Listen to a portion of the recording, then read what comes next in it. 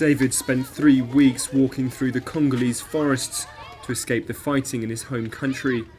Arriving at the Kenyan border, he was brought here to the Kakuma refugee camp where he's lived for the past 3 months.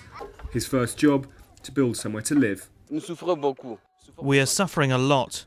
The children are suffering, and they are ill, and they're not studying here. I don't know what to do. It's just another struggle for the children.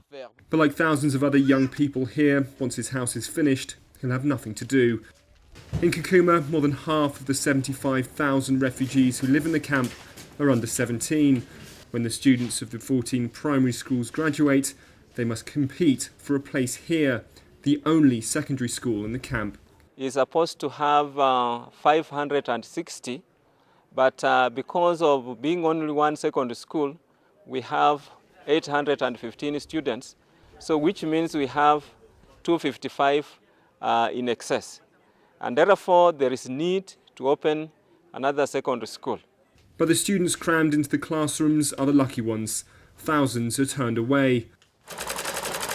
There is a vocational training centre, BOSCO, where skills such as tailoring and mechanics are taught, but they only have 500 places, and their funding is being cut.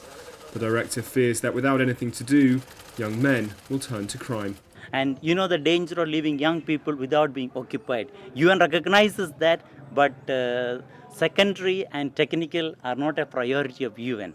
The primary education is, but we are sitting on a time bomb. Kakuma's population has increased by over 30,000 in the past 18 months, the vast majority Somalis who have fled the violence in their country. And with more refugees comes a further strain on an already stretched educational system. The UN agency that deals with refugees is now promising to look at reviewing its educational policy to include secondary education. But for those already left out, it is too late.